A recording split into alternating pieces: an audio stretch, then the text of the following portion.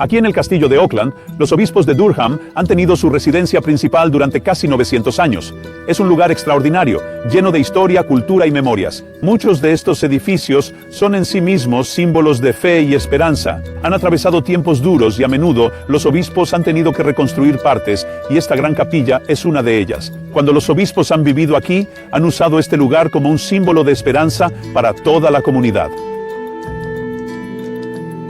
Varios obispos de Durham han tenido que encarnar ese mensaje aquí mismo, en medio de lo que a menudo ha sido una zona muy difícil del país. Recuerdo a algunos de mis predecesores, como el famoso obispo Westcott, hace 110 años, que convocó a los líderes de los sindicatos mineros y a los propios mineros cuando hubo una huelga terrible y la gente se moría de hambre en las calles. Y colaboró con ellos, oró con ellos y se puso a negociar con ellos. Y finalmente convenció a los propietarios de las minas para que redujeran las condiciones de trabajo a un nivel con el que los mineros sabían que podían soportar. Realmente fue un gran héroe aquí porque él era un hombre de esperanza. Y aunque eso fue hace 110 años, todavía hay mucha necesidad de esperanza en esta zona. Si voy caminando no muy lejos de aquí, verás todos los indicios de un campo y unas localidades en grave decadencia. Debido a que las industrias tradicionales han desaparecido, ya no hay minería aquí, no hay construcción naval donde solía haberla en la costa, ya no se fabrica acero. Todo tipo de actividades que antes ocurrían aquí y traían prosperidad a la región han desaparecido. Como resultado, hay mucho desempleo, abuso de drogas y muchos problemas sociales que acompañan a esta situación. Y en medio de todo esto, la Iglesia, por supuesto, siempre ha tenido el llamado a vivir y transmitir el mensaje no solo de fe y amor, naturalmente, sino también de esperanza. Cuando los cristianos mencionan la esperanza, hay confusión. Si le preguntas a un cristiano qué es la esperanza cristiana, dirán, oh, es ir al cielo. O quizás dirán que se relaciona con la resurrección. Luego ellos empezarán a rascarse la cabeza y dirán, espera un minuto, ¿qué es la resurrección? ¿Y dónde está el cielo? ¿De qué estamos hablando? ¿Podemos realmente creer en eso? E incluso si decimos que creemos en el cielo o en la resurrección, ¿qué tiene eso que ver realmente con una esperanza real en el mundo real que Dios nos ha dado? Durante las 6 sesiones que compartiremos, analizaré estas grandes ideas: el cielo y la resurrección, y particularmente la misión de la Iglesia de llevar esperanza a personas reales en el presente real. Estudiaremos estos temas juntos, con la Biblia abierta ante nosotros y con todo tipo de posibilidades, porque necesitamos esperanza. La mayoría de la gente de todo el mundo sabe ahora que necesita esperanza y es hora de que nos sorprendamos nuevamente con ella.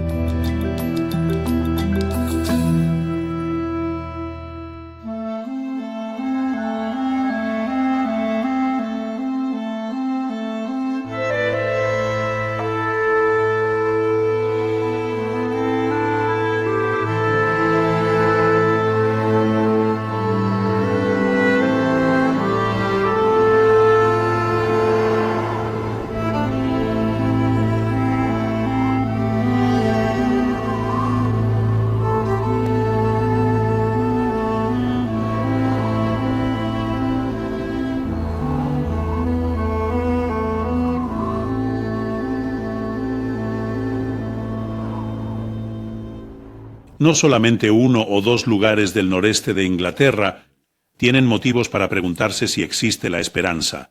En los últimos años hemos visto todo tipo de cosas que van terriblemente mal en nuestro mundo. Hemos visto grandes inundaciones, desastres, hambrunas, guerras. Hemos enfrentado grandes crisis económicas que nunca pensamos que ocurrirían en Occidente y su sistema bancario. En el Reino Unido hemos enfrentado crisis políticas donde nadie confía en nadie.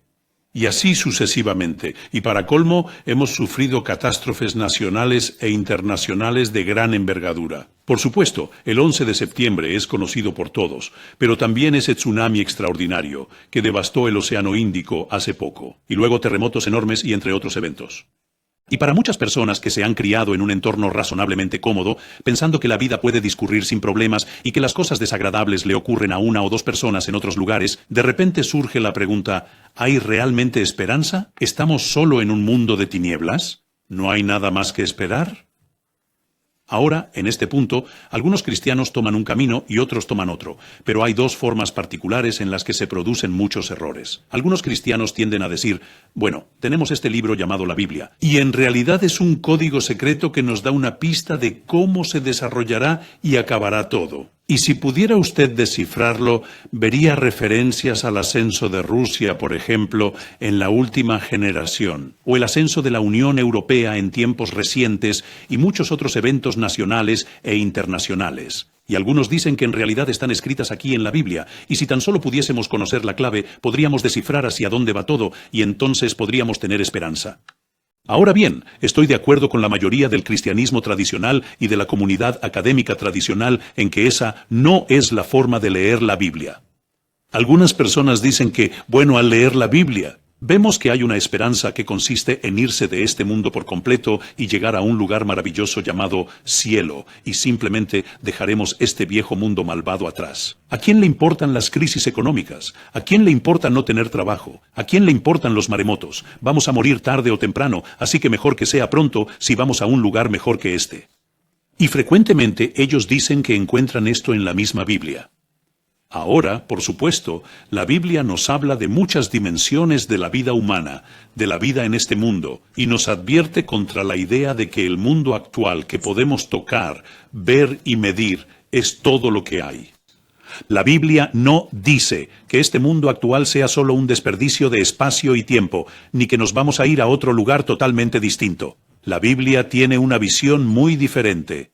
Algunos de mis poemas favoritos en todo el mundo son los que llamamos los Salmos, que se encuentran en medio del Antiguo Testamento en la Biblia. Y algunos de mis salmos favoritos en las Escrituras son aquellos que nos hablan acerca de lo que Dios promete hacer algún día. Y no dice que Dios va a tirar este mundo a la basura, más bien dice cosas como esta: gócese el campo y todo lo que en él hay. Entonces todos los árboles del bosque cantarán con gozo delante del Señor, porque Él viene a juzgar la tierra, juzgará al mundo con justicia y a los pueblos con su verdad. Ahora, de nuevo, algunas personas se equivocan cuando oyen esa palabra juzgar y piensan que eso significa que Dios se va a enfadar mucho con el mundo y lo va a quemar y freír o tirar a la basura. Pero para los hebreos que escribieron el Antiguo Testamento, la palabra juzgar era algo bueno. Imagínese a alguien que ha sido agraviado injustamente. Generalmente, en la Biblia, se narran historias de ancianos y viudas, a los que se les han quitado todos sus derechos, han sido intimidados, oprimidos y robados. Y ellos van a la corte y dicen, necesito justicia, necesito que alguien me defienda. Y eventualmente, si el juez hace bien su trabajo, dirá, fallo a favor de esta mujer. Sus derechos son respetados, su propiedad es restaurada.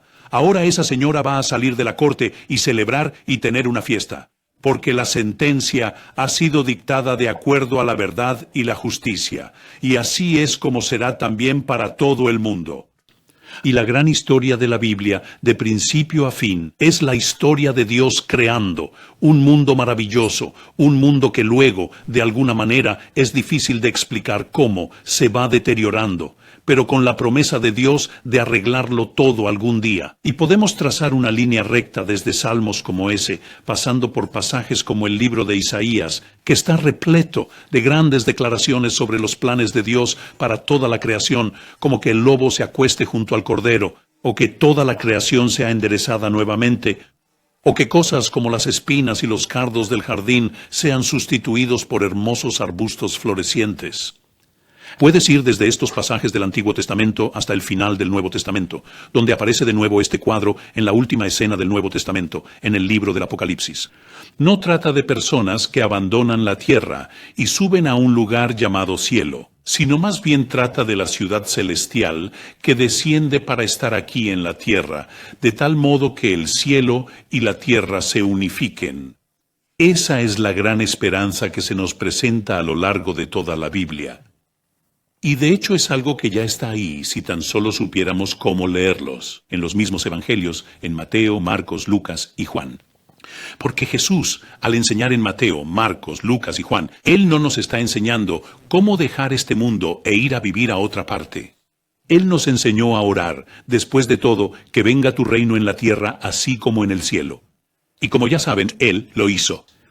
Una de las cosas que más me fascinan de los evangelios es que Jesús no es solo un maestro que enseña a la gente grandes verdades, aunque también lo fue. Él iba por ahí haciendo cosas, y cuando la gente decía, ¿por qué haces esto? ¿Por qué celebras una fiesta con toda esa gente fracasada e inútil? ¿Por qué vas por ahí sanando a la gente en el día menos indicado de la semana? ¿Por qué vas por ahí haciendo locuras como caminar sobre el agua o alimentando a la gente con casi nada aparentemente? Jesús habló acerca del reino de Dios.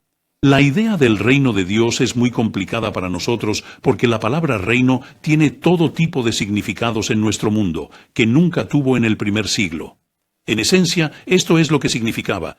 Jesús decía, ¿cómo creen que se vería si Dios fuera quien dirigiera este mundo? Y luego dijo, podría parecerse a esto, podría ser así. Luego contó historias. Sería como un agricultor que sale y siembra semillas, y éstas crecen, y algunas de ellas producen 30 veces y 60 veces y 100 veces, y uno no sabe realmente por qué, mientras que otras no parecen producir nada. O también dijo que es como un padre que tenía 2 hijos, y uno de ellos se fue y cayó en desgracia, y cuando volvió arrastrándose, el padre corrió a su encuentro por el camino. Así es como se ve el reino de Dios. Así es como se presenta cuando Dios dirige todo. Así que cuando lo llevas a una dimensión cósmica, a una dimensión global, digamos, suponiendo que Dios estuviera realmente dirigiendo todo este mundo, todo tipo de cosas se solucionarían. Jesús comenzó a solucionarlas. Él prometió, recordando las grandes promesas de los Salmos y otros textos del Antiguo Testamento, que un día Dios completaría la tarea. Y entre tanto, nos dijo que viviéramos como personas de esperanza. Personas que tienen esa esperanza ante nosotros, pero que luego viven por esa esperanza y hacen que esa esperanza se materialice en el mundo. Ahora, en cierto modo, eso es lo que vamos a estar discutiendo en estas sesiones, pero permítanme explicarlo un poco más mientras cerramos esta. Vivimos en un mundo muy confuso, y cuando leemos el Nuevo Testamento, deberíamos consolarnos, porque para ellos también era bastante confuso. Cuando ellos salieron en el libro de los Hechos, encontraron toda clase de cosas esperándolos, que ellos no se lo imaginaban. La gente no decía, «Oh, qué bien, sí, reino de Dios, denos un poco de eso, por favor». Los poderes del mundo, tanto los líderes judíos como los líderes paganos, estaban de veras escandalizados, porque si Dios se estaba convirtiendo en rey, de esta forma nueva, esto significaba que su forma de dirigir el mundo estaba siendo cuestionada. Así que los primeros cristianos se dieron cuenta muy pronto que tenían que tomar decisiones. ¿Debemos obedecer a Dios o debemos obedecer a las autoridades humanas? Y benditos sean, una y otra vez ellos lo hicieron con esperanza.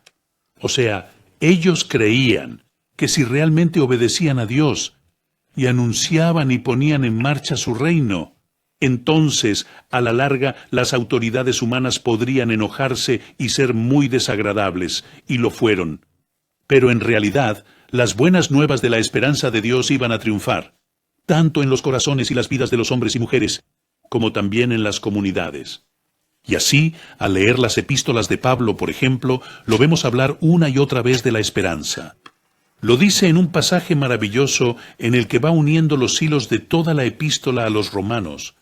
Pablo dice que el Dios de la esperanza les llene de gozo y paz en la fe, para que abunden en esperanza por el poder del Espíritu Santo.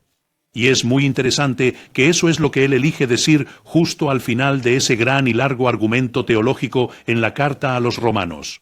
Porque Pablo quiere que el pueblo de Roma, allí mismo ante las narices del César, el emperador de la época, sea un pueblo de esperanza. Quiere que sean una comunidad de esperanza. ¿Qué significa ser una comunidad de esperanza o un pueblo de esperanza? Esa podría ser en realidad una muy buena definición de ser iglesia. Una comunidad que se reúne para compartir esperanza, pero también para ser un pueblo de esperanza para el mundo. Hay un ejemplo maravilloso de este tipo de comunidad no muy lejos de donde estoy sentado ahora, donde había una vieja escuela que el gobierno decidió que ya no necesitaba, y en la iglesia local, alguien tuvo una idea y dijo, sé que ese lugar puede convertirse en un lugar de verdadera esperanza. Y transformaron esa escuela en un lugar donde personas con discapacidades físicas o mentales muy graves acuden día a día, donde son ayudadas y capacitadas para aprender a hacer toda una serie de cosas. Algunos de ellos realmente aprenden a usar computadoras, otros hacen manualidades interesantes para crear cosas bellas, pero lo que siempre me deja sin aliento son las personas que aprenden a reparar muebles dañados. La gente viene a esta vieja escuela, y aquí están estas personas cuyos cuerpos están realmente muy dañados y decaídos. Y a veces el estado mental de ellos también es algo complicado, pero han aprendido a reparar sillas y mesas y cosas por el estilo. Ir a ese lugar y ver a esta gente de la congregación ayudando a ancianos que, de otro modo, estarían en algún asilo viendo televisión todo el día sin nada que las animara, y verlos a ellos reparar muebles y enviarlos como nuevos, eso para mí es una verdadera parábola de esperanza. Esto nos dice que estas personas importan, que Dios las ama, nosotros también las amamos, y ellos también pueden hacer cosas a pesar de su condición, que son en sí mismas señales de que las cosas pueden mejorar, de que las cosas pueden funcionar, de que las cosas pueden arreglarse. Así es realmente cuando Dios está al mando, cuando Dios dirige el mundo, a pesar del caos, a pesar de las calamidades y los horrores. Hay cosas que se pueden hacer, que realmente mejorarán las cosas, que realmente las pondrán bien, y esa es la fuente y el secreto de la esperanza.